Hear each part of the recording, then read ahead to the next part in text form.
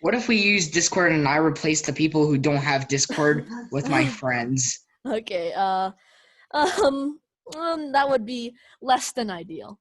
Anyways, I'll start sharing my screen. And yeah, so welcome to the third class for future speech. Please mute yourself when you're not speaking. And today, sorry for the delay. Zoom was a little bit buggy and a little bit less than ideal. But anyways, I am going to start with our lesson today. So, with this future speech class, for the new people who just came, yeah, so don't do that or else I will have to put you in the waiting room. So that's Sophiana. Please do not yell and yeah. So, next, in the chat, so I have enabled chat, so just stay on topic. If you feel like there's any questions, you can always ask me in chat. So the base rules are just no talking when anybody else is talking. And I have 99 plus messages on that thing that I haven't read yet. Yeah, okay. So yeah, don't chat random stuff, don't spam in chat. So yeah, just use common sense. Once I was in a Google meeting and chat was literally over 250. Yeah, a lot of people in the less experienced classes can be kind of a bit spammy in the chat. So hopefully you guys will not be like that, and I guess we can just get started with our speech. If you have anything to say, remember just to raise your hand without calling out. So let's begin with our lesson. So again, today we will still be going over some impromptu basics, but we will be going into a new chapter today, which will be impromptu skills. So once you know impromptu basics, you're ready to go into a tournament, but to actually do well in a tournament, you kind of need more skills and more lessons. So we'll be covering the last of our impromptu basics. So remember last week we covered over organization, and last week we covered over examples and presentation. Today we're going to be covering over logic. So first of all, logic. And the first question is, what is logic? So logic will be kind of like the rational side of your speech. So remember how last time I kind of said how examples were your flesh of the speech? Well, logic kind of makes your entire speech make kind of more sense, right? So I feel like some people here have been to debate, and debate people are more familiar with logic, so that's always very fine and dandy. But for the people who aren't very in debate, we'll be covering over some basics of what logic is. So it's basically the understanding of the topic. That's one part of a rational side of the speech. If you're all off topic, even if you had amazing examples or very, very good structure, if your topic is kind of out of whack or not very related to what you're supposed to be talking about, that will be a very bad side of your speech. So for example, in debate, I know this is a debate, but it can still apply here. One of my tutors, back when I was younger, had this funny tournament where the tournament was the Arab Spring, which is something that happened in the Middle East where, well, I don't want to get too political about it. So something happening in the Middle East, it's like political affairs. And one person kind of decided that it was a spring, a natural spring in the Middle East, so the Arab Spring. So that was kind of a good example of not understanding the topic.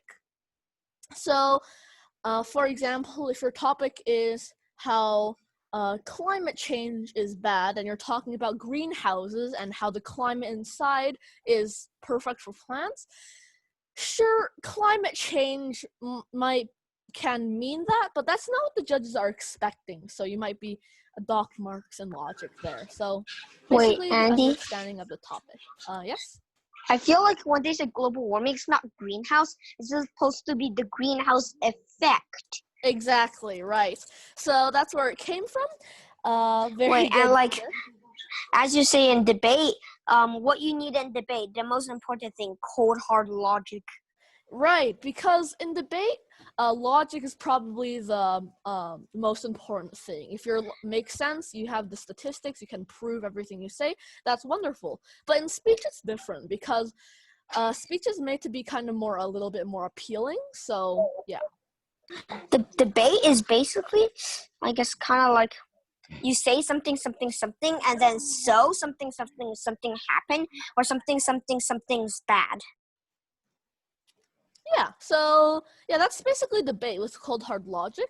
Speech would be different in that you have like example and stuff, and debate also has examples, but speech examples is different. How it can be like personal and very intriguing instead of all proving stuff up.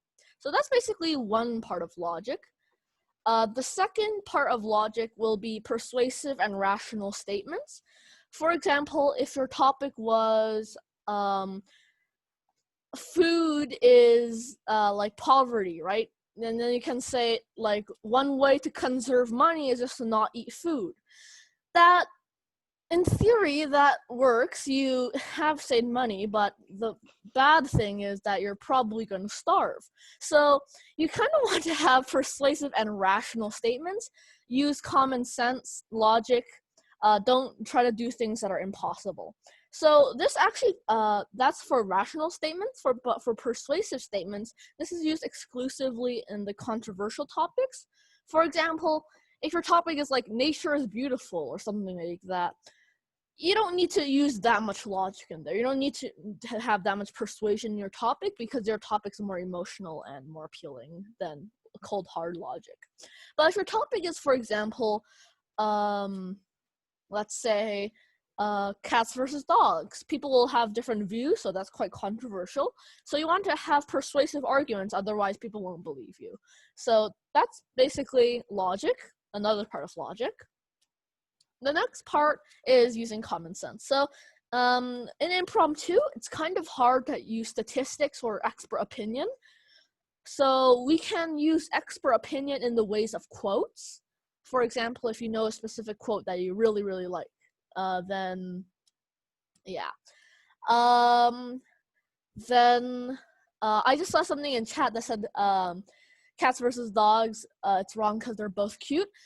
That's actually quite true, because in debate, we have to stick to one side, right? But in speech, you can say, I don't understand why people have to put cats and dogs against each other, right? You can make a whole speech about, I don't know, the union of cats and dogs, and it can actually be quite appealing because it will be more interesting to the judges, and that's what we're kind of aiming for in speech. So that's just one key difference. In debate, you will probably be arguing like one complete side, like the far right, why dogs are much better than cats. But in speech, we can take whatever route we want, just to be a little bit more inspiring and appealing. So using common sense is probably going to be your main one for logic. Expert opinion, such as quotes, and statistics, like some random facts you have in your pocket. Okay, and the last part of logic will be developed ideas. So this kind of is a border between logic and organization. For example, if your topic was, again, climate change or global warming, I really like to use that one because it's easy to think of points. If one of your points was too many cars cause too much pollution, right? And you don't say anything about it, that's not very developed idea. So you want to develop it, so we have to kind of go deeper in the topic. So if your point is cars make carbon dioxide, then you want to kind of say why that affects the topic, kind of why it will happen, how does it happen, Yeah, stuff like that. So developed ideas is basically asking yourself who, what, when, where, why, right? So cars are causing too much pollution because they're emitting too much greenhouse gases. So for the who, that would be like the more people drive, the more people will contribute. So people, that's the who. What will be the cars? We just said it in the kind of the statement. When would basically be like right now, and you can go into the future. If this keeps on happening into the future, yada, yada, yada, right? And then where people with more cars in richer cities contribute more. Who, what, when, where, how, and then you can say how a car can contribute carbon dioxide. So that's basically a very developed idea because we answered who, what, when, where, why. So whenever you have a topic, if you find yourself, oh, I can't fill up the time, oh, I'm only 1 minute there, just ask yourself who, what, when, where, why. So, for example, if you were your third point was pens are better than the pen is mightier than the sword, and if your third topic is writing conveys ideas. So if on the surface it might seem like, oh, what can I talk about? It's obvious that pens can communicate language, right? But if we say who, what, when, where, how, why, how, then we can say something like, oh, who? I have an example where this person used pens to mitigate warfare or something like that. And what? We can say pens can create language. Yeah, that's basically the point. You usually don't have to say what, because that's basically the first thing you come along. And last of all, like, if you want to go there, we can also go like who, what, when, where, how. So like how and where would be a little bit bit unique for this topic. So you can just ask yourselves those key questions. So James, you have your hands up. Do you have anything to say? It was just a question for earlier. Can you repeat that question? It was a little bit blurry. I said never mind. Okay. So next, that's basically the answer to the rational side of speech. So these are all of the ideas that you want. So for the understanding of the topic, you want to know the inner workings of your topic. Persuasive and rational statements, that's basically you want to use common sense and stuff. And whoops, I clicked too many times. And develop ideas, ask yourself who, what, when, why, and how. And basically this opposed to debate will be quite the difference. So in debate, who, what, when, where, how, why is not enough for your point. You need to actually find statistics. You need to overload your speech with, oh, according to this, according to that. So debate is very different in terms of logic. So logic is good in speech, but try not to overdo it, okay? Next, we have serves towards inform and persuade. So logic is going to be kind of good evidence for points. Of course, when you answer who, what, when, where, what, how, those questions, of course, that's going to give your audience a bit more context and a little bit more evidence for your points, right? So when you have this evidence, you can inform and persuade. So inform is just giving them facts, so that's part of logic, and persuade is using the facts to kind of support your argument, so that's good for persuasion. Next, we have, it's not as entertaining. So notice how it's informing and persuading, but not entertaining, right? So it's not as entertaining. And this is going to be one big downside for overloading on logic. So if you only say this with cold hard logic, people are going to get bored because, sure, nice reasoning, but what's so special about that? It's basically like a lecture, right? So if you add like more personal stories, add more theoretical mind experiments, thought experiments, add different interesting things, it will be better in speech. So that's kind of a point to kind of make. Remember to use a little bit of logic, but don't overdo it so that you don't bore the audience to death. Okay, so this is the second slide for logic. So how can we organize logic? So we don't want to just spill it out on who, what, when, where, why, and yeah. We don't want to just spill that out. We kind of want to structure it into kind of a style where people can follow it along, right? So I'll just reveal all of this. So when you have a persuasive speech, you use logic as supports, right? And we call these supports proofs. So in persuasive, people in debate will call them pillars. Those will be your points. And basically, I like to think of it as if the pillars are your points, the structural integrity of the polls will be kind of the logic and evidence behind it. So that's basically what logic is in speech. If we want to go further into debate, even though this is getting a little bit off topic, you want to kind of destroy their pillars while keep on constructing yours. But in speech, you have no you have no opponents. Nobody's going to come here and swipe at your pillars, right? So you just kind of focus on building them. But if you spend too much building them, they're already strong. So you don't have to worry about building them even more because nobody's going to come and swipe them. So you don't want to keep on boring the audience with too much. So those are going to be proofs.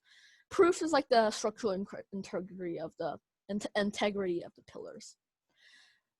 So these proofs can be made out of quotes and / expert opinion. So for example, if your parents are like very well versed inside the oil industry, you can kind of treat them as expert opinions. So, or if your friend is really interested in robotics and knows everything about it, you can treat him as an expert opinion. So what defines an expert is kind of up to you in speech, but not in debate. So a proof can also be made out of common sense, just logic, but common sense, this is the part you don't want to overdo. You can it's harder to overdo quotes than common sense. If you spill too much common sense, they already know it and stuff. Boring. And statistics. So proofs can be quotes, expert opinion, common sense, and statistics. So statistics is hard because statistics will be, because when you're doing an impromptu, you only have 5 minutes to prepare, right? You don't have access to the internet. You don't have any access to any new facts. So everything, all the statistics that are in your speech will have to be statistics that you already had before. So everything that's in your pocket will be your statistics. And this is kind of why a bit more experienced impromptu, people with more experience in impromptu always do better, because first of all, they have more experience on organizing, presenting, using logic, using examples. So they all have experience with this, but people with more practice will find more statistics. They will have more common sense. They will find more experts and better quotes. So what I recommend you guys doing after this class is just to go on go on Google or Microsoft Edge, whatever your browser is, and just type in like fun facts or something like that, or quotes, inspirational quotes, or shocking quotes, and just read them and take note of the ones that are like really shocking, because you can use them as a hook or use them as like some proofs. So again, try to keep the chat a little bit more civilized. Thank you. So for the people who just joined a little bit later, the rules are to, if you want to speak, raise your hand and I'll call on you. Another rule would be when we are chatting, don't chat random stuff and just use your common sense within the chat and speaking. Jeremy, you had your hand up? Okay, I just want to say, like, I may not, like, when you do the practice, I may, like, not be as fast as, like, raising hands. So, like, can I go first? I'm just gonna reserve it. Let's decide that a little bit later because right now we're still in the middle of our lesson. I shall make a reservation. Okay, so let's, the reservation thing hasn't been a permanent rule yet, so let's just see who volunteers first or who volunteer, because once we're at the practice stage, I can give you permission to kind of just volunteer yourself without raising your hand. Okay, so that's kind of our logic. If we just want to go over everything as a summary, how can we organize logic? First of all, if you're doing a persuasive speech, you want to have proofs to prove your support, and proofs can be quotes, common sense, and statistics. Do we have any questions so far whatsoever? You can save them in the chat. Or... Can you just go back to the last slide? Oh, the last slide, okay. The last slide. So this is the last slide, yes. Okay. So, thanks. Yeah. If you guys need us like take notes, you don't really have to take notes because I have a recording in the Google Classroom that you guys can always rewatch. Or you could take a screenshot. Yeah, you can always take a screenshot. So, okay. And now, what about a speech for informing? So, how do we organize logic when we inform? So, when we inform, when we have a speech to inform, we have topics. So, we have the first topic, second topic, third topic, or we can do anything like that. So, we have topics, and we have facts. So, supports are to persuasive as topics are to inform, proofs are to supports as facts are to topics. So that's basically how we can structure and inform a speech to inform. So these facts can also be quotes or expert opinion. These facts can be anecdotes, and these facts can be statistics. So that's basically it for logic. There's not much to cover because most of you already know what logic is and how we can implement it. So yeah, that's all wonderful and fine and dandy. So that kind of closes up our impromptu basics. So with all of this knowledge, you have all of the correct information to almost compete in a tournament. So that is basically all you need to know if you want to just be a beginner. However, if you want to increase your likelihood of winning in a tournament, you want to do some impromptu. You want to learn some impromptu skills. So before we get into this new chapter of impromptu, let's kind of go over what we've learned, okay? So the first thing we learned was organization. Organization is how you structure your speech. Some people structure it with the topical format. First topic, second topic, third topic. Another way to structure it is problem solution. Problem, cause, solution, visualization, and call to action. Another way would be with basically cause and effect. The cause, effect, and mitigation or promotion, conclusion. So that's basically how to organize. Wait, I thought there were like 3 topics. Like first is pros, cons, then topical, and then there's the problem solution, and then cause and effect is a type of problem solution. Yeah, a cause and effect would be a type of cause and a solution because it's kind of like a variation. So yeah, you'd be correct, and I kind of missed the pros and cons. A lot of beginners will kind of reach for pros and cons, but I would recommend you guys to kind of think a bit deeper, unless it really makes sense to do pros and cons. Like cat versus dogs.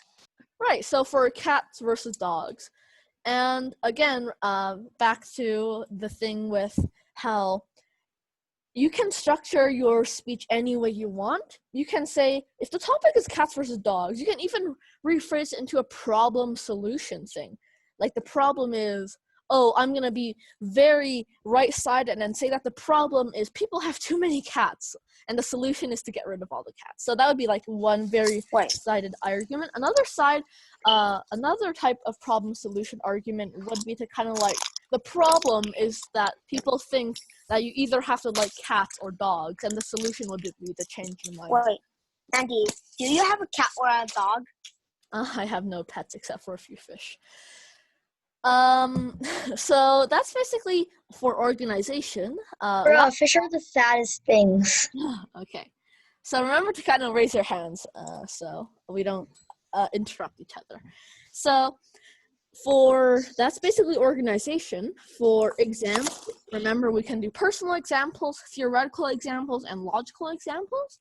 Theoretical ones being like thought experiments. Personal ones being like anecdotes, stories, and logical examples be like something happened in history and it'll probably happen again. So yeah, that's basically examples. For presentation, it's basically self-explanatory. You'll learn presentations throughout practice. The intonation of your voice, like how your voice sounds, and like your gestures and eye contact, that's presentation. And last of all, we have logic. And logic, we just went through this class. So that's kind of like a review of impromptu basics. So do we have any questions so far?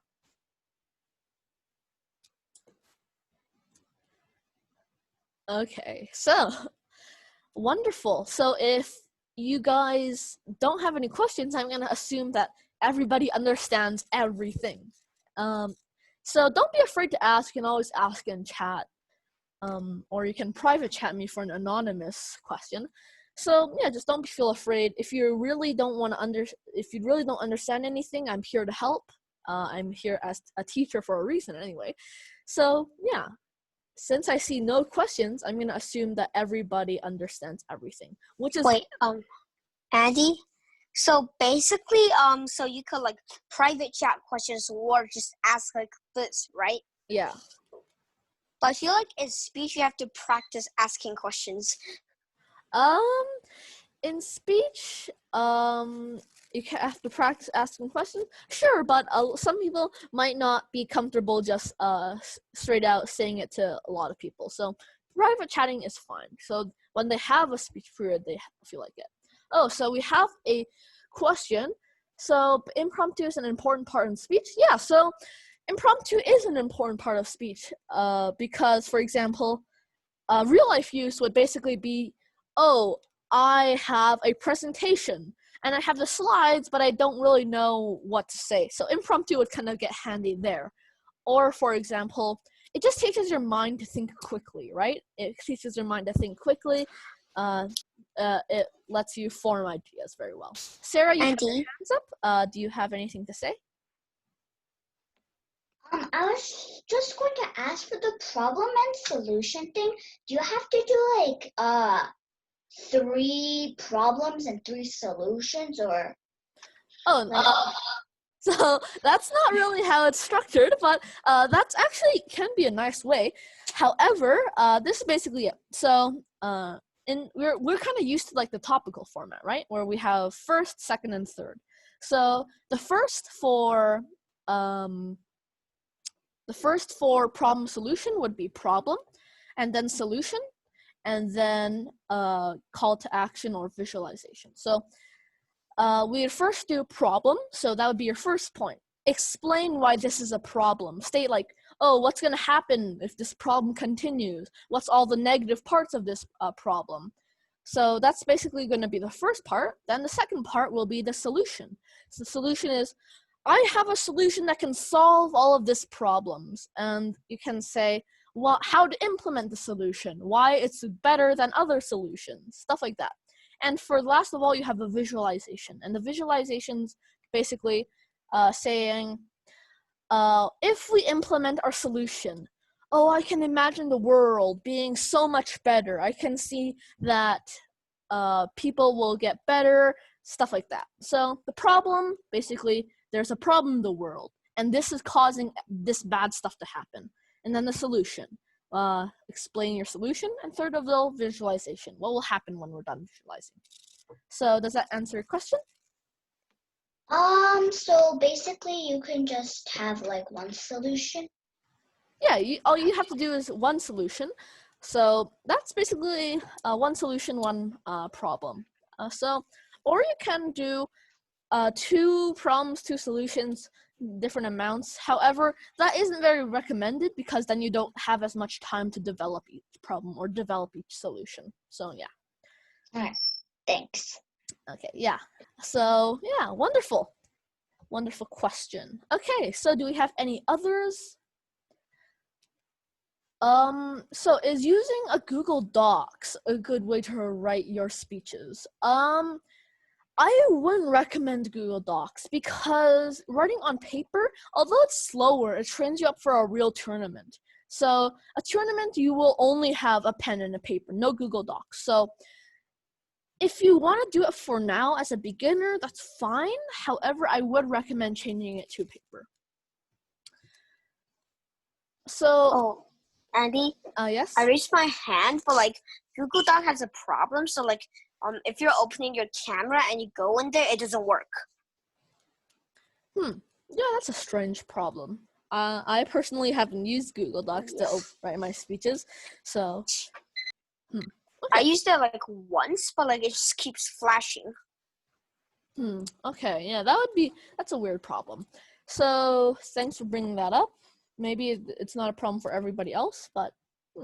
You see, sometimes it just flashes randomly, and my computer starts glitching, and I have to turn off my computer, and I have to rejoin, and blah, blah, blah, all that stuff. It always happens during those Zoom meetings.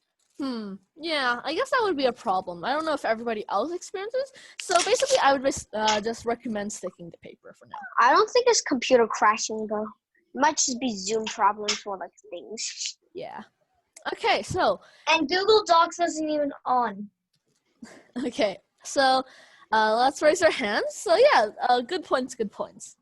So that kind of ends up our not Google Docs, our impromptu basics. So with knowledge of organization, examples, presentation, and logic, we can get into a tournament now because you basically know the inner workings of impromptu. But let's get into impromptu skills. You guys have been waiting. This will be new for a lot of people, even for the people who have had my other classes. So let's get into the first impromptu skill. And we're going to be talking about the rhetorics, okay? So... Oh, I learned about those. Yeah. I think I know them. Okay, but we're just going to explain them real quickly. We're going to not get into them deeply today. We're just going to kind of summarize what they are about. So we're not going to talk about logos, ethos, pathos, or kairos. We're just going to talk about what the rhetorics are. So, rhetorics. So, the first question is, what are rhetorics? So, basically, first of all, don't be confused with rhetorical questions, okay? Rhetorical questions, we will be covering them in a later class because they are very powerful tools inside your speech. You can see many powerful speakers use them all the time in their speeches. So, don't confuse them with rhetorical questions. They're totally different things. Basically, rhetorics are basically how to make an effective speech. So, an effective speech is going to have all of these elements. So, basically, the rhetorics was developed by a philosopher. Can't remember if it was Socrates or Aristotle or I don't know. So, just a philosopher back then. So it was developed by them to kind of make an effective speech. So if you want to be effective, you have to include all of these rhetorics. Andy? Yeah? Chat's going over 109 right now. I haven't clicked it for like 10 minutes, and it's already over 109. I don't even think like they're speaking on topic. So yeah, I guess I can turn off chat if you guys really want me to. I'll just if it's going too much after this, I will kind of have to disable this. But I'll just give you guys one more chance to kind of just stay on topic, please. Okay. Okay, so after people are voting in chat to turn off chat. Okay. Yeah, there's been over 400 messages that I haven't even read yet. Okay. Bro. So yeah, a lot of people want to turn off the chat. Someone said turn off freaking chat. Okay, so I'll turn it off for host only.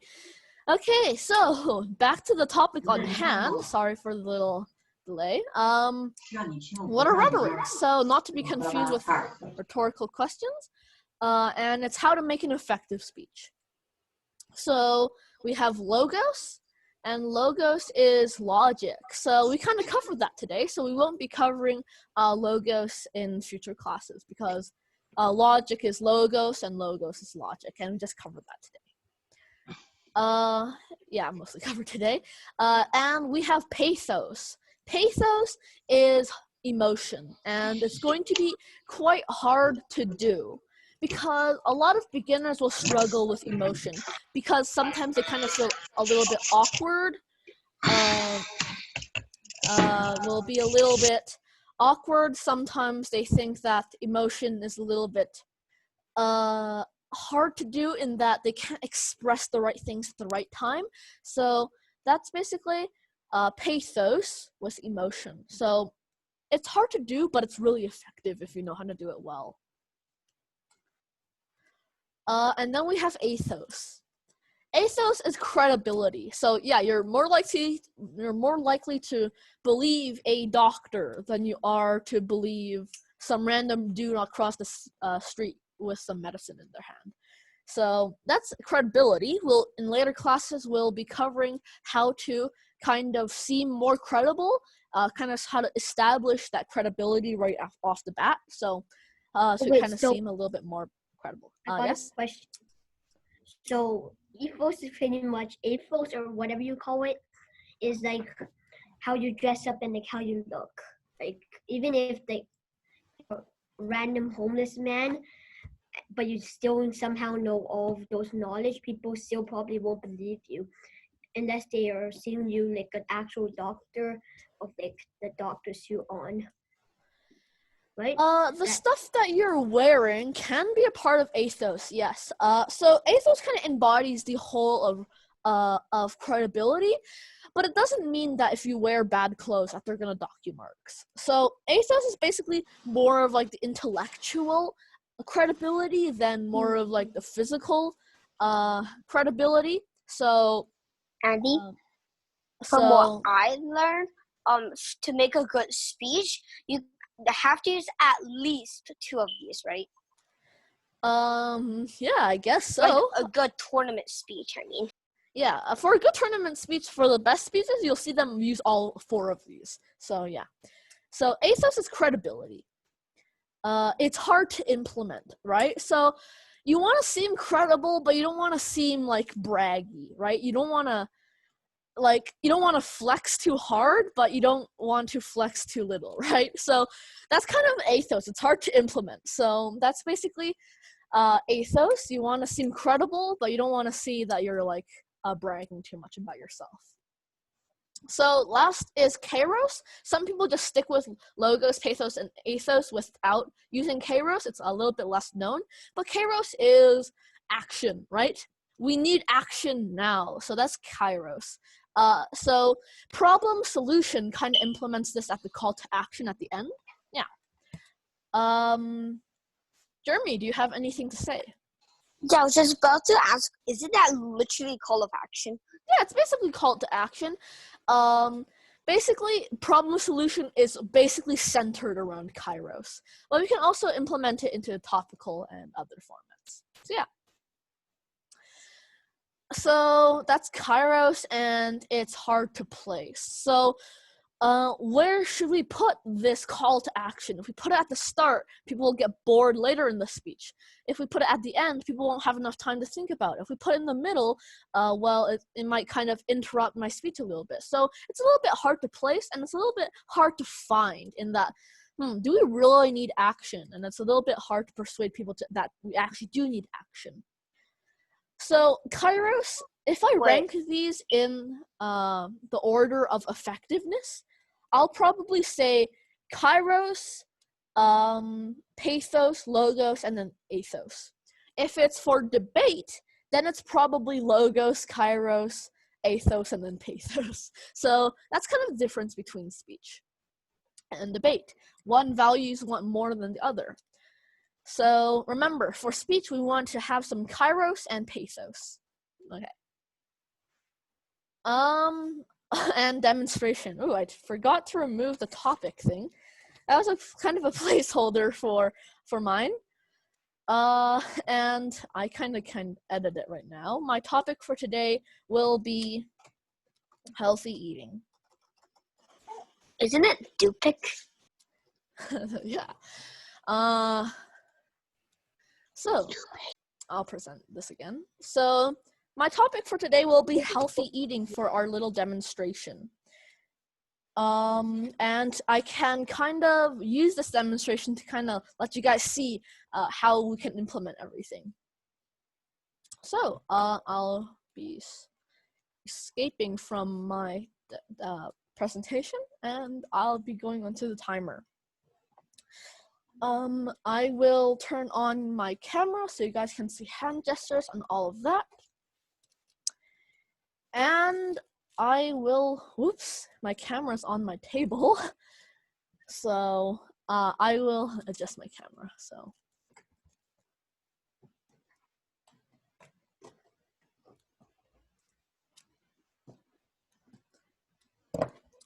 Okay. So.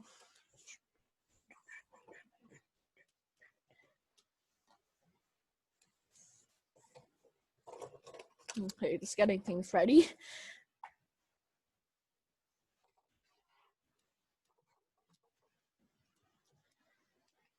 All right, so the camera's almost done. Sorry for the little delay. Okay, so I'll start my video now. And yeah. Okay, so I'll start in, actually, that's a little bit too high. Here, this is perfect. Okay, so I'll start in 5, 4, 3, 2, and 1. Most of you guys will know Apple products. Maybe you have an iPhone or know somebody who has an iPhone or a MacBook. Maybe you know the Apple's former CEO, famous, almost genius, Steve Jobs. But did you know that Steve Jobs was strictly vegan? He was so vegan, in fact, that he would go weeks on end, day after day, eating not just fruits and vegetables only, but only one type of fruits and vegetables. Maybe for a whole month, he would only eat cabbage.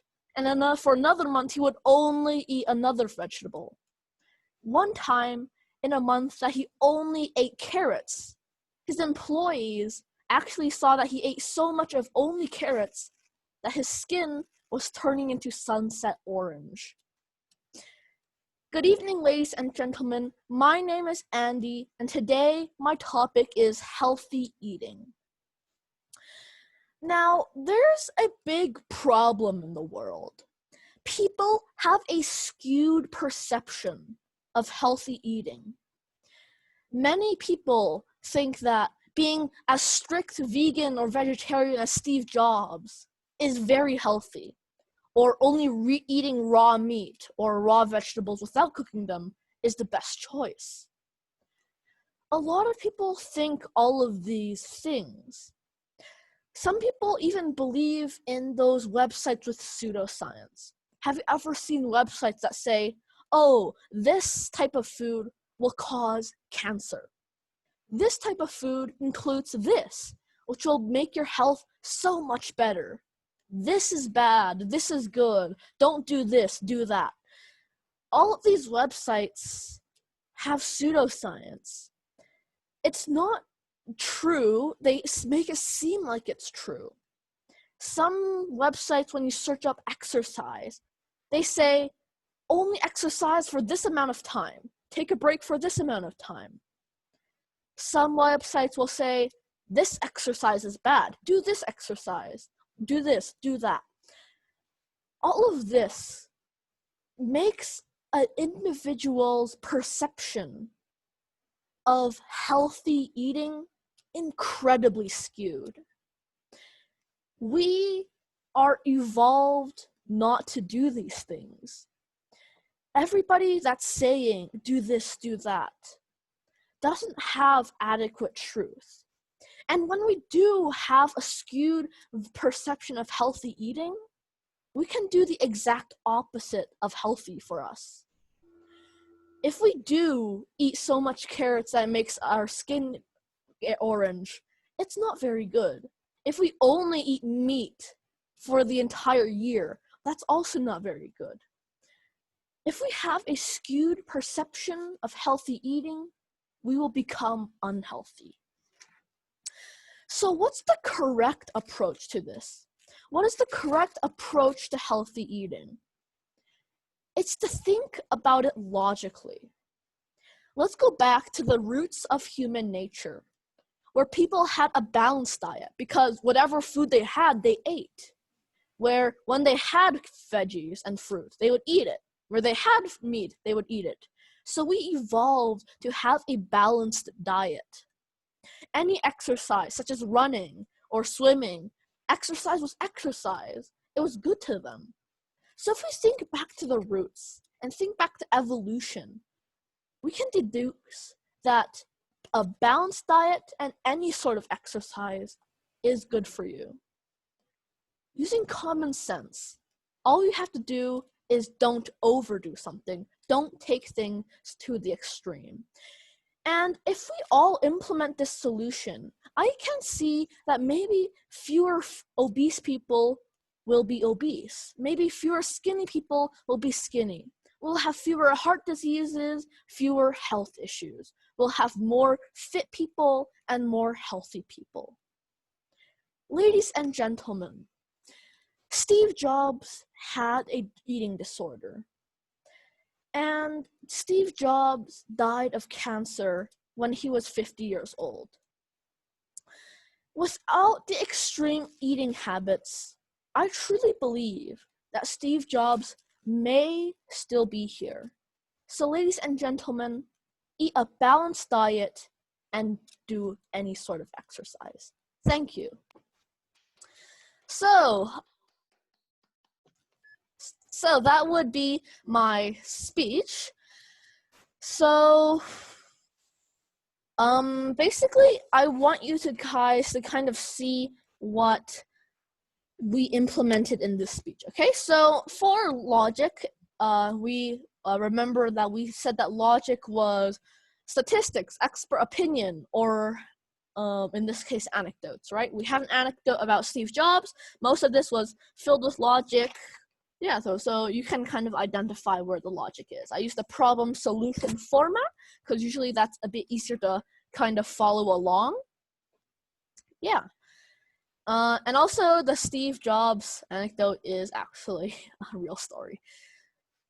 Okay, so now we can kind of get started with our I actually searched Steve Jobs online. I think he died in like 2010 or 2011. Yeah. So he died relatively recently, relatively speaking. So He died very young. yeah. Well, young for this standard anyway. Why are you playing? What are you playing? I wouldn't call 50 young now, but like not very old. Okay. So Every time I put on a virtual screen that's moving, people immediately assume that I'm playing. right. So yeah, for Zoom, you guys can use MP4 files as your virtual background. So that's kind of what he's doing right now. Okay. Please do that. So just get a video file and just use that as your virtual background. Anyways, on topic. So that's basically a problem solution for Sarah, who had the question. I only had one problem, which was a skewed perception of healthy eating. I illustrated the problems. For example, a skewed perception of healthy eating will make us unhealthy. I only provided one solution, which was think about it logically, and the visualization was fewer fat people, fewer skinny people, fewer heart diseases, stuff like that. So yeah, that kind of is an illustration of my problem solution speech. Anyways, hopefully we can squeeze a few speeches for us. So these are our topics for today. So if you guys I want to, shall go first. okay, you shall go first. Okay. Go third. You want to go third? Sure. So Can I go fourth? Alexis? Sure. Okay. Hold up. Can Sarah go fifth? Okay, sure. You can go fifth. I'll actually have to copy and paste because everybody is wonderfully volunteering today. So we actually don't have anybody for second right now. So Okay. Sure. Hudson, you want to go second? Sure. Why not? Okay, wonderful. Could I go in sixth? Hold up. Hudson, I think you're a watcher, which means that unfortunately, watchers might not be able to speak. So. Could I go second then instead of sixth? Sure, Nancy. Okay, Nancy. Luke wanted to go be third, I think. Fourth was who was fourth again? Me. Okay, yes, Alexis. Wonderful. Okay. And fifth was Sarah. Do we have anybody who wants to go sixth? Anybody who wants to go sixth? We have enough for, I think. So we have 25 minutes left in class. We have enough for. We went overtime 10, so we'll go over. We started 10 minutes late, so we'll go 10 minutes overtime. So we have enough room for 2 more places, so 6th and 7th.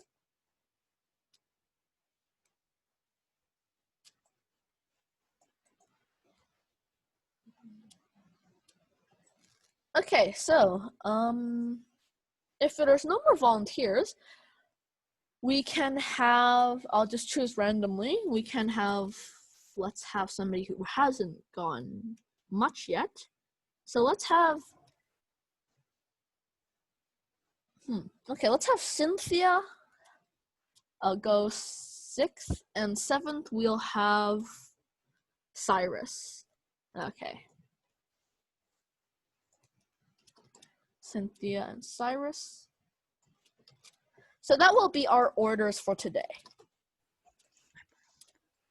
We will have 7 speeches and we have 7 topics. So these are the orders we're going in. So from top is first and bottom is last. So Jeremy, what topic would you like? I already chose. Friends are worth more than their weight in gold. Pretty Okay. long topic. Right. Nancy, which one would you like? Could I have dogs or cats? Sure. I want satisfaction because that sounds interesting. Satisfaction, okay. Alexis, which one would you like? Can I have whoever's happy will make others happy too? Okay. And Sarah, which one would you like? Can I have number 7? Number 7, okay. Cynthia, which one would you like? Can I have number 5? Number 5, sure. And lastly, we'll have Cyrus with gratitude. So, if you guys some of you might have gotten topics that you already done. Just treat it as like improvement. So you've learned stuff, so you can do an even better speech. Alrighty, so that's our that's basically our selections for today. I don't think My Cyrus computer's is glitching. here. Oh no, it's happening again. I don't think Cyrus is here. Is he? Computer's crashing again. Oh no. Cyrus, let me see. Oh, I'll leave for now and come back. I think he left. Yeah, I think Cyrus might have left. I guess since we already wasted 5 minutes, we can just take him off. Okay, so Cynthia will be going last today. Anyways, so if I kind of exit out, oops, not thanks yet. We'll go here, and Wait, why did no one choose gratitude? That was probably an easy topic. gratitude can be hard because some people might kind of struggle to find any content. Anyways, so Jeremy, you're our first speaker. So basically, everybody prepare within this 5 minutes. Everybody prepare. And I trust that you guys won't keep on preparing while other people are speaking. So yeah, it's a trust-based system. So when I click start, all of you can start preparing in 5, 4, 3, 2, and 1.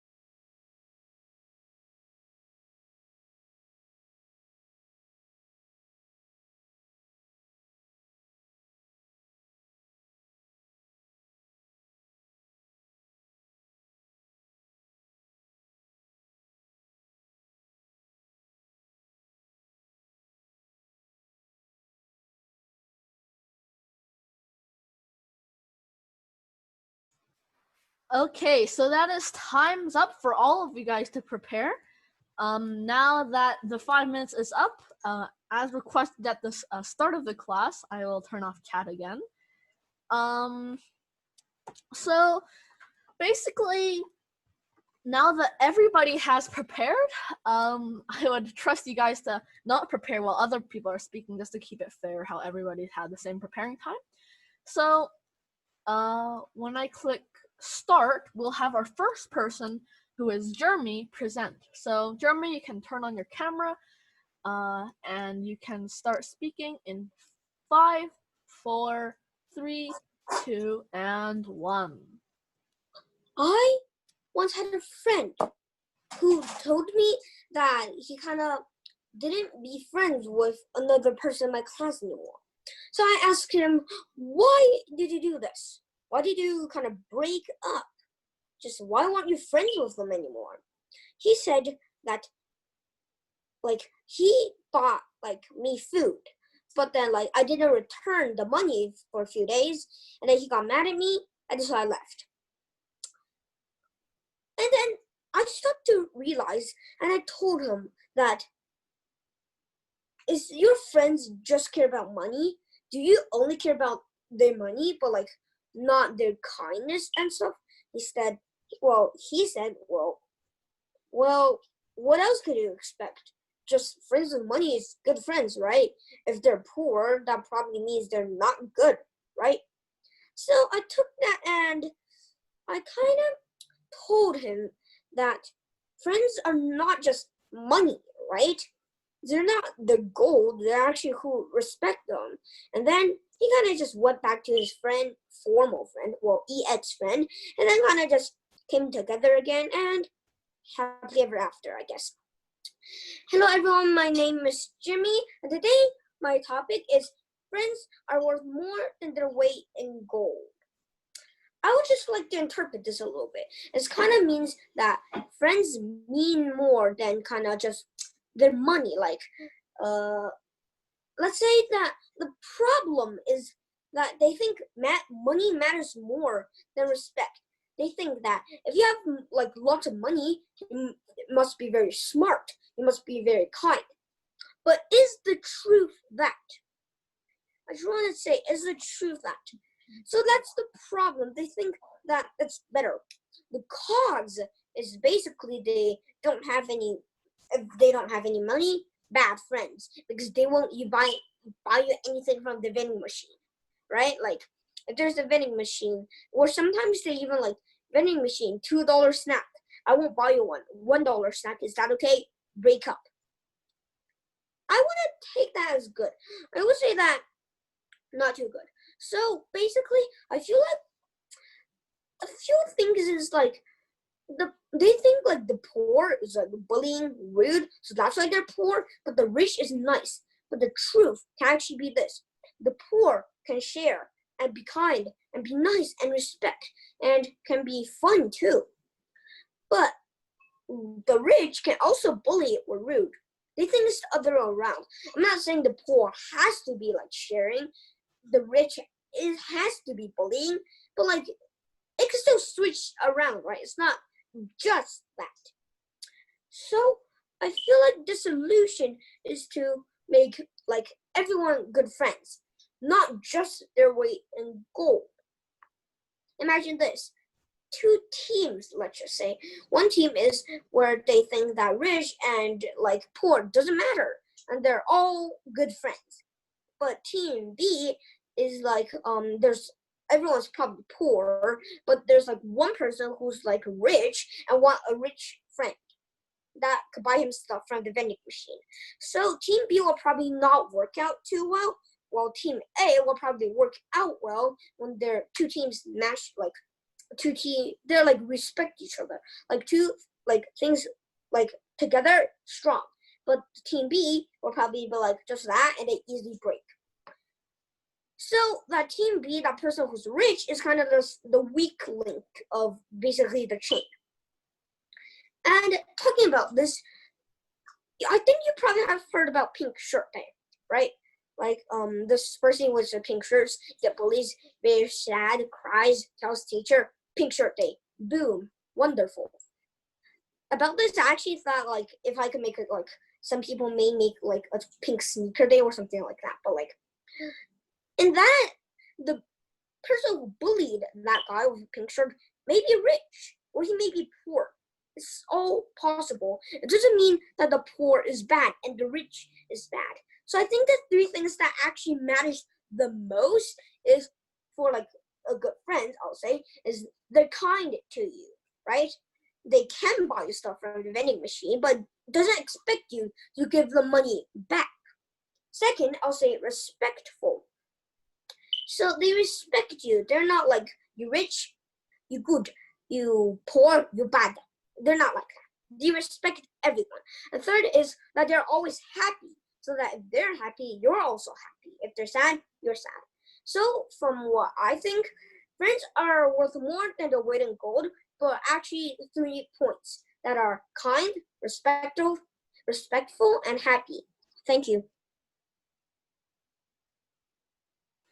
Okay, wonderful speech. So, next time, I noticed that you kind of went a little bit over time, but that's completely fine. So, wait, Andy. Yes. The tournaments are they like 7 minute or is it like 5 minutes? In tournaments, they're 5 minutes. Yeah.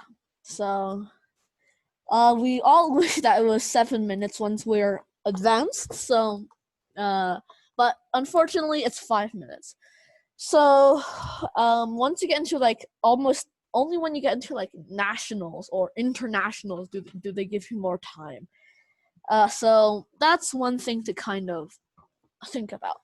Anyway, so because this is a beginner class, I'm not going to give too much critique. I'm mostly going to say everything that you do well. However, because you are more of a advanced student, I'll give you also a little bit critique. So one thing that you did really well today was, of course, logic. Again, I know that you're a debater, which is wonderful, but you also applied what you learned today from the differences between debate and speech into here correctly, because you didn't use too much logic, but you used enough logic in order for all of your points to kind of make sense. So that's very well done with our logic point of view. With presentation, you also did very well. Just remember that although pauses are good, kind of be mindful of where your pauses are put. So usually we want to put a pause before or after a sentence, not in between, unless you kind of want to split the sentences into parts. But yeah, just otherwise it kind of sounds a little bit choppy, but otherwise you did wonderfully on presentation. For organization, I think this would be a little bit of a part which could be improved, because it was, even though you did have points, I know that you have underlying points, it was still a teeny bit confusing for me to kind of know what you were going to talk about or what you just did talk about, because your points weren't that the titles weren't very scoped in. So like the titles could have been a little bit more obvious. So yeah, but overall, I think you did well, especially with examples. I really liked your story at the start. I really like your pink shirt day. I like your theoretical example about Team A, Team B. So yeah, wonderful work. Keep up the great work. All right, so our second person today will be Nancy with dogs and cats. Dogs versus cats. So, Nancy, when I click start, you can turn on your video, you can turn on your mic, as you have. So yeah, you can start in 5, 4, 3, 2, and 1. I had a friend who had a dog, and their dog was named Friday. He was an Australian border collie that was black and white. And I realized I really, really wanted a dog. And that was when I was 5. 5 years later, me and my sister finally convinced our parents to get a puppy. And the puppy our puppy is named Cuppy. He's a mini poodle, and we just got him. And after having him for about a month, I realized why so many people in this world, in this earth, or even in this country get these pets. And I realized in survival, you need a companion. And that companion should be a dog or puppy. Good evening, ladies and gentlemen. Today I will be talking about cats versus dogs. There's 3 points why I think dogs are better than cats. They're more loyal, you can get more exercise, and they have better industrial companies. Now on to my first point. It's called they are more loyal. So they're more loyal. And I had a cat once. She was my sister's. But she ran away because she wasn't as loyal. And now that our family has our own dog called Cuppy, he will never run away because she's so loyal to this family. He will do anything to please their masters. And they will do anything for them to get a simple phrase, good boy or good girl. And that is why I think they are so much more loyal than cats. And why cats, they have no loyalty and they are not that good as a pet if you want a lifeline companion. My second point is you can have better exercise and health. So it is scientifically proven that dogs can improve your health and they will get you out to exercise.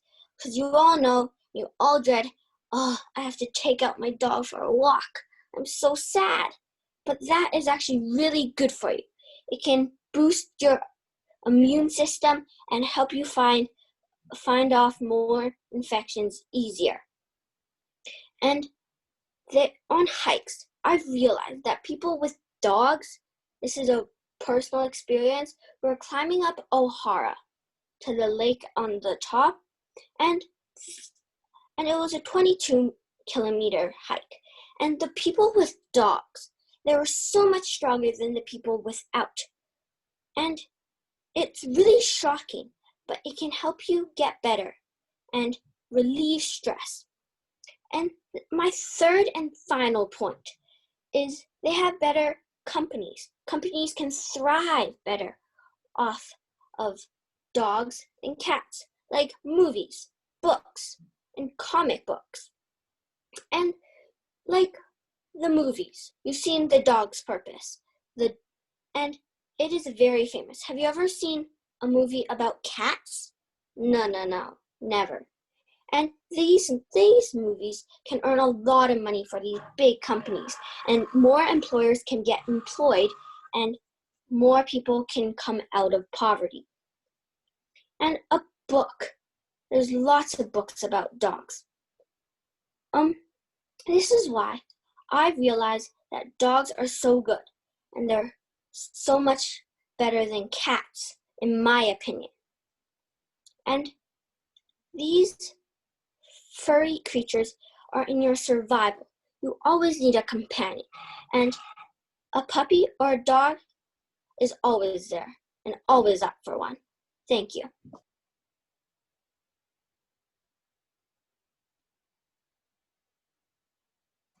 Wonderful speech. Okay, so I think that you did very well. Okay, so starting with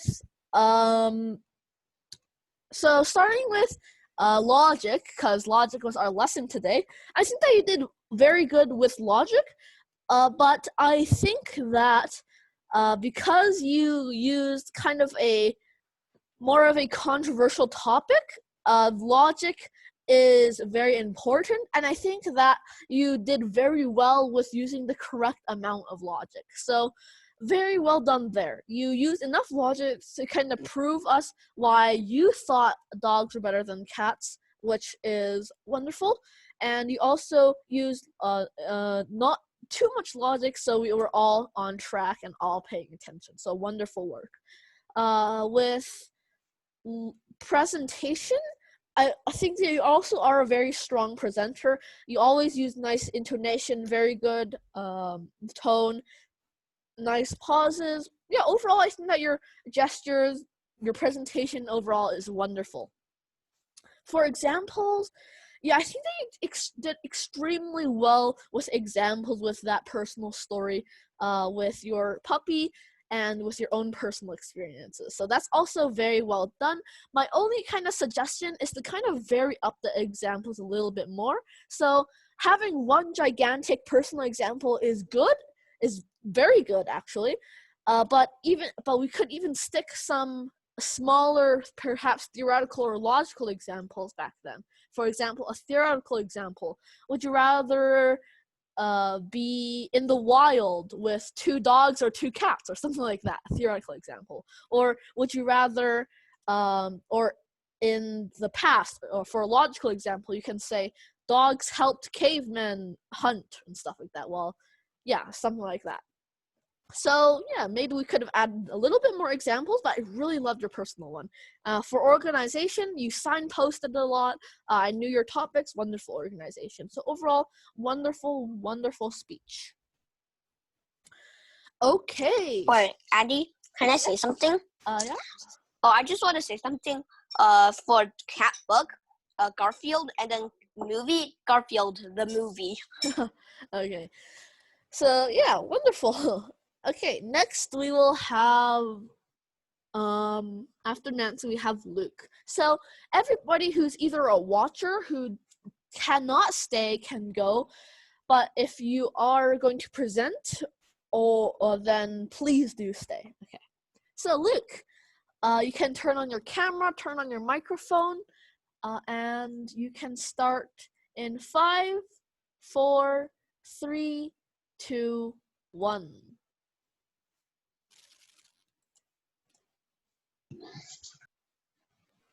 Unmute your mic. Do we have Luke? Okay, wonderful.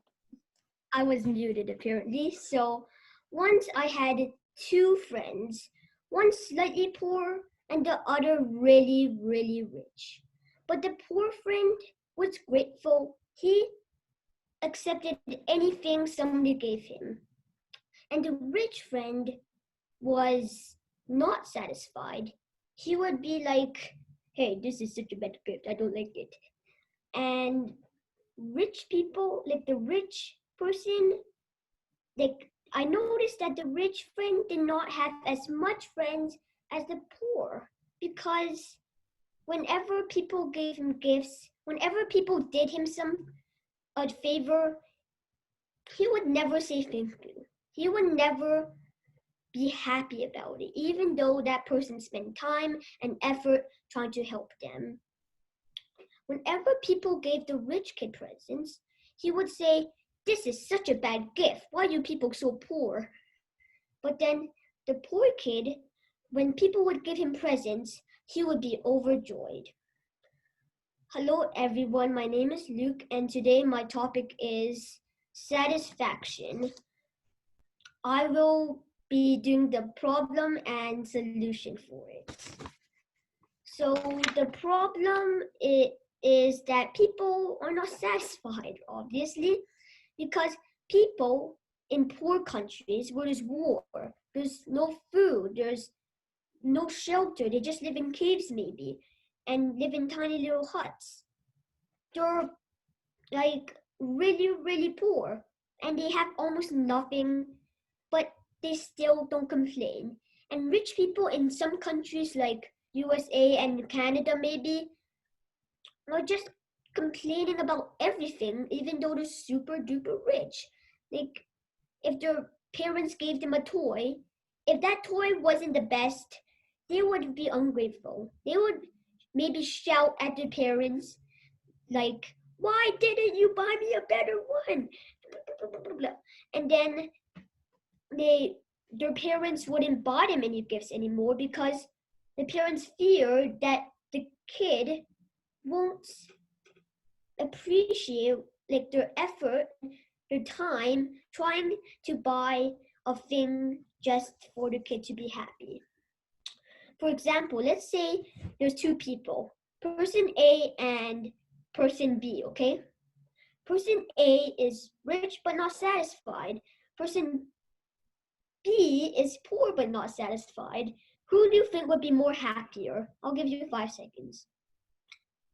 Well, I'm pretty sure that the poor person might be more happier depending on how much suffering it has. Because if the poor person was just like a normal person but satisfied whatever people gave him, like he would be really happy that a person maybe gave him a few pencils. But if person A is rich but not satisfied, whatever somebody did to him or whatever somebody gave to him, he would not be happy. But there's always a solution to all of this stuff. So the solution is, first of all, just accept whatever a person gives you. If a person gives you a candy bar for free, you should say thank you because they gave you a candy bar. And if a person gives you a really, really big thing, you should, of course, still say thank you to them. Whatever they give you, and if they help you to do something, you should say thank you. And you should not be like unhappy that they did not give you a good thing. Think about the time.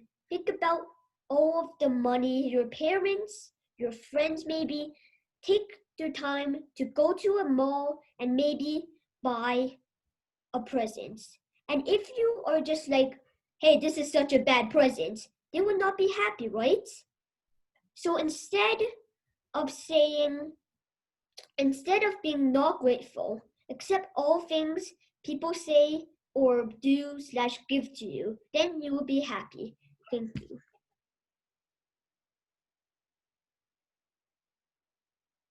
Wow, wonderful, wonderful speech. So, starting off with logic, as logic is our topic we kind of learned today. Again, very, very well done. I think most of you understand the core concepts of logic. So, very well done with the logic. You explained the inner workings of all your points. Wonderful job. So, with your points, you explained everything from, for example, the problem. So you explain what's the problem, how can we solve the problem. That's your next point. Like who's responsible, what would happen, stuff like that. So wonderful, wonderful work with your logic. So you used enough that we can make sense of all your points, why it was a problem, why your solution works, but not too much in that we got too bored for you because you're just explaining everything. So wonderful, wonderful work on logic. With presentation, I really liked that you had tone and intonation. Your eye contact was good. Loved your gestures. Wonderful work on presentation. For the next one, which will be for organization, I loved how you used the problem solution organization. But just like one little kind of thing that kind of it's just like something that's really nitpicky, right? If you did this in front of the judges, they probably won't dock your marks. It's just something that's kind of like a little thing that I don't usually do. So it's just like a little nitpicky thing is that when you use the problem solution thing, you usually don't signpost as much because it's kind of obvious what you're talking about, right? Because for your topics, it's good to signpost, like my first topic is this, my second is third, and third. But if you're using problem solution, it kind of breaks the sense of the problem, the sense of the solution when you say, I'll be presenting a problem, a solution, and visualization. So yeah, signposting is good, but for problem solution, you don't have to do it, but doing it is also fine. It's just kind of my pet peeve. Okay, but wonderful work with your organization. And your examples. I loved your theoretical examples about two people, satisfied, unsatisfied. Loved your personal example at the start. So, wonderful, wonderful work. So basically, the only thing that I have to say is, for examples, is to kind of give us at least one logical example. Do you have anything that happened in history about satisfaction? For example, maybe a person or a leader never was satisfied, and he always wanted to get better and better and better, but then he only got poorer and poorer and poorer. So something like that, something that happened in history. Okay.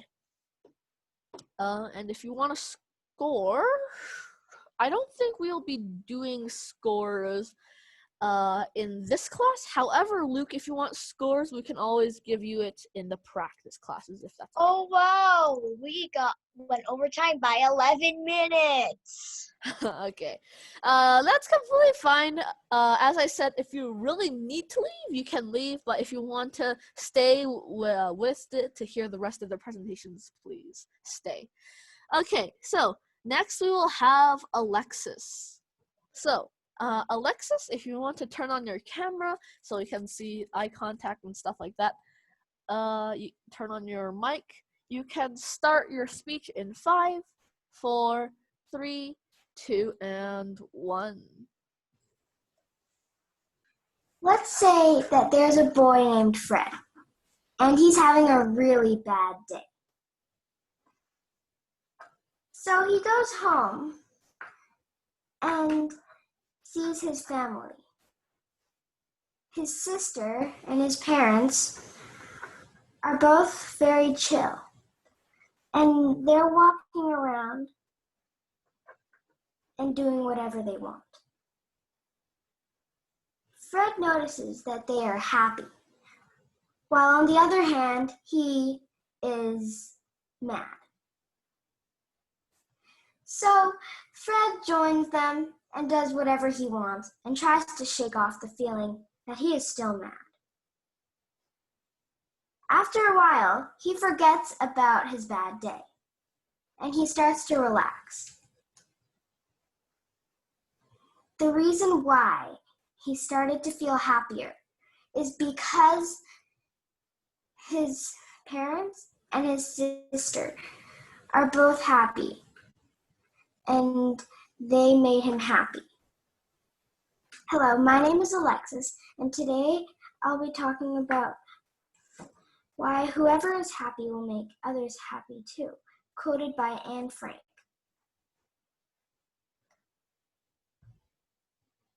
My point is how happiness is contagious if you are happy too. If you want to make people happy, you need to be happy yourself. You won't be able to make others happy if your heart lies in the sadness category. If you are happy, your friends and everyone around you will be happy as well. They will be cheered up by your happiness and cheerfulness. Let's remember the example about Fred. Fred had a bad day, but when he went home and saw his sister and his parents very relaxed and happy, he became happy too. If his sister and his parents were both mad, there would be a very different result. What do you think that result would be? Fred would stay mad. He wouldn't calm down if his whole family was mad as well. He might get even madder. He could get into an argument. And there are many other scenarios. But Fred was lucky because his parents and sister were relaxed and happy. Let's take another example. There's a girl who went to her friend's New Year's Day party. And she was boiling mad. She got into a fight with her brother. And her parents told her something that she didn't like. So when she got to the party, she stayed on her own and didn't react when any person came up to her. No matter whether it was her best friend or her brother or her parents or anyone else.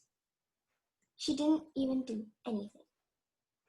So when her best friend finally came over again and started jumping around and skipping in circles around her, she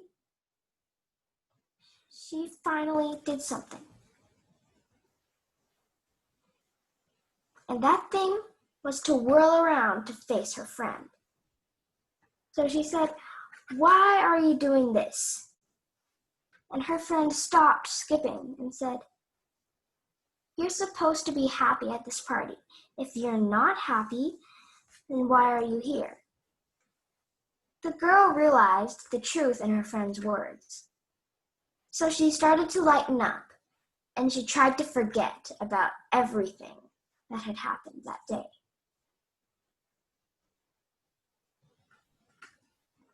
So overall, I would think that, just like Anne Frank says, whoever is happy will make others happy as well. Thank you.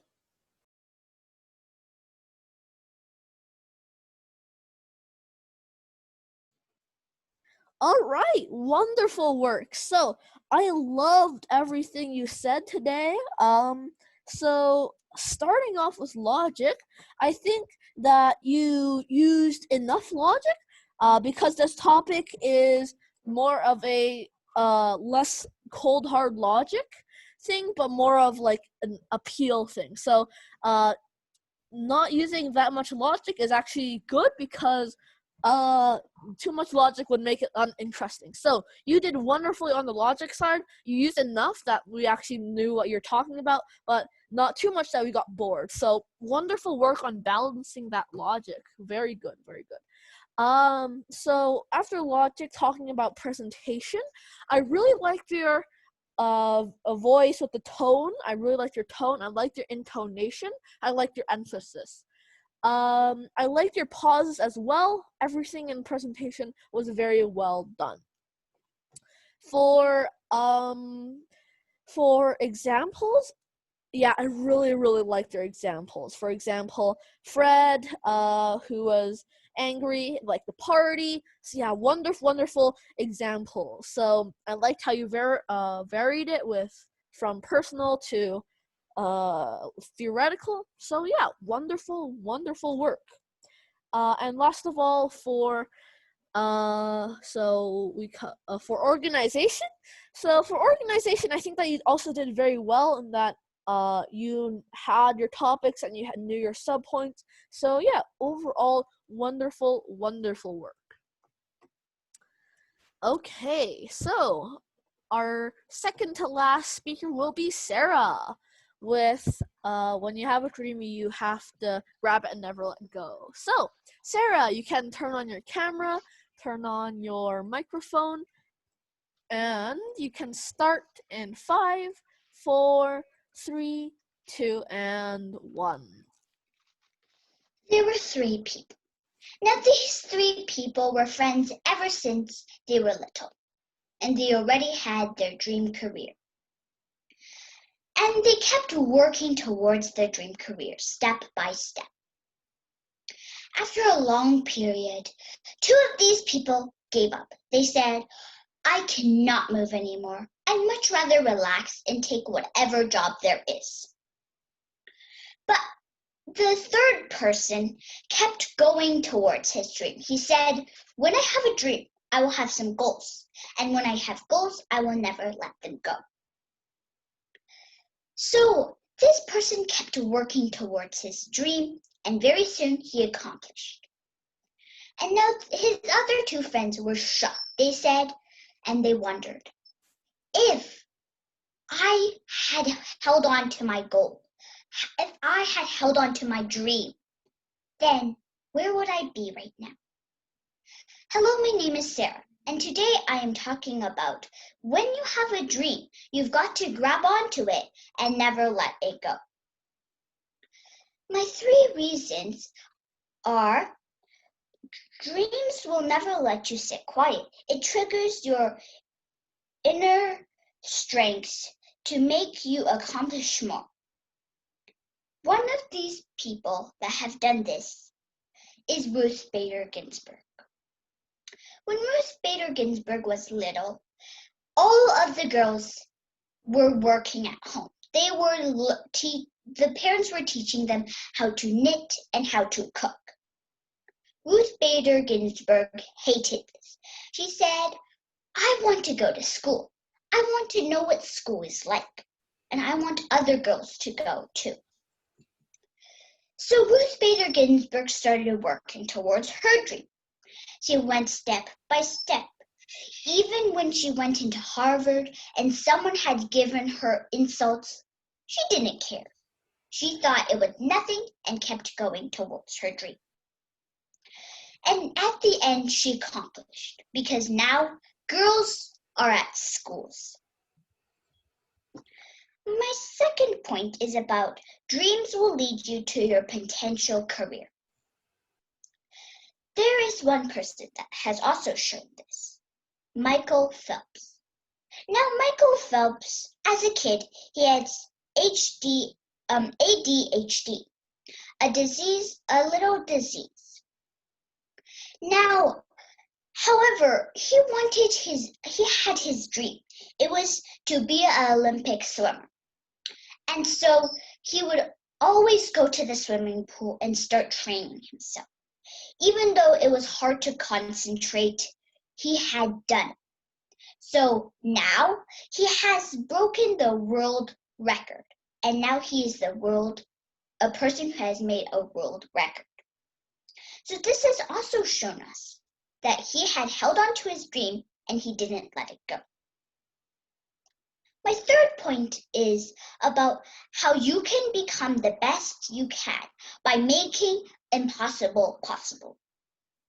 As the two reasons I had before, talking about how Ruth Bader Ginsburg wanted to let girls go to school and how Michael Phelps wanted him to be an Olympic swimmer, they had made the impossible possible. So this shows us, ladies and gentlemen, that even if you have ADHD or if you are a woman fighting for girls and women's rights, you can still make the impossible possible. So these are my 3 reasons why, that if you have a dream and you don't let go of your dream, then you have a very good chance of actually having your dream come true. Ladies and gentlemen, please, when you have a dream, instead of letting it go, hold on to it and keep it. And later, in the end, you will succeed and you will feel proud. Thank you for listening to my speech. Okay, wonderful speech. So you've shown great improvement throughout these classes. Wonderful work. So starting off with logic, as always. Wonderful work on logic. So you had all these nice examples and statistics, all of these nice, interesting things that were proving your points. So wonderful work on that. Really liked it. So you had the correct balance of logic. So yeah, I think everybody today did very well with logic. With presentation, as always, wonderful intonation, intonation. Loved your hand gestures, loved your pauses, loved your emphasis. So very well done on that part. So basically, I really liked your examples with Ginsburg and the person with ADHD. So I really liked those logical examples. Okay, those are logical examples. I think you also gave us a personal example about yourself having a dream. So yeah, wonderful work on those. So next time, I would just like to see maybe a little bit of theoretical examples. For example, if we had a group of people and they all were tenacious at getting their dreams, and versus a person who had a dream but like didn't really work to it. then you can kind of give us like a thought experiment or something like that. So yeah, but wonderful examples. Really, really loved it. For organization, again, very well done. Loved your signposting. I knew what you were talking about, knew what you're going to talk about, and knew what you just did talk about. So wonderful work on organization. But for me personally, though, I would personally use a problem solution. The problem being that people are not people are letting go of their dreams, or people are not grabbing their dreams, and a solution would be that. And then visualization, people achieve their dreams and stuff like that. However, though, I think that you have improved through all of these classes. I really think that you're really well done. So terrific speech, wonderful work, keep it up. So our last speaker for today will be Cynthia, with the benefits of coronavirus. Okay, so Cynthia, you can turn on your camera. Wonderful. You can turn on your mic, and you can start in 5, 4, 3, 2, and 1. Have you ever thought of the benefits of the coronavirus? Well, today I'll be talking about the benefits of the coronavirus. My first reason will be to spend time with your family. I still remember the day when we first started quarantine, and me and my family, we were eating hot pot on a cold day, and then it was warm hot pot. It felt so nice, and I felt happiness. It was just a very good moment, I remember. And my family would also talk about things, and I got to also know them better too. My second reason would be you get to learn new things. I had to start Zoom since I had to start to have online school, and I had to start to know about more things online, like how to use Zoom, the functions of Zoom. And I also found myself interested in photography. I realized that when I'm bored, I just kind of wanted to do photography. And my third reason is that you just get to stay at home. Because it's good because, for example, for your parents, you don't have to wake up early just to get dressed and drive to your workplace. You don't have to always get rushed. And you won't have to worry that much. And it'll have a better environment. And maybe it'll also make them have a better attitude, because sometimes if they rush, they can get very stressed and frustrated. And that's all the benefits of the coronavirus. Thanks for listening. All right, wonderful work. So I like how you structured it very well. Yeah, but anyway, starting with logic, I think that because this is a very controversial argument, because there's both pros and cons, I think that you did well with logic. You used enough, which is more than, for example, a topic like nature is beautiful, because this is more of a controversial topic. So I like how you use more logic in your speech. So wonderful work. So very good work with logic. With presentation, I really liked your pauses in between, loved your emphasis, loved your intonation, very well done. With organization, I personally would have done pros and cons, or for example, problem, cause, solution. But that's kind of like my preference. But anyways, I think they did very well with organization. I knew you signposted a lot. I really liked it. Wonderful work. And last of all, with examples, yeah, I really liked your personal examples with the hot pot, for example, with your daily life, how it has been changed by coronavirus. Yeah, wonderful work. So overall, I think that you did very well. Keep up the great work.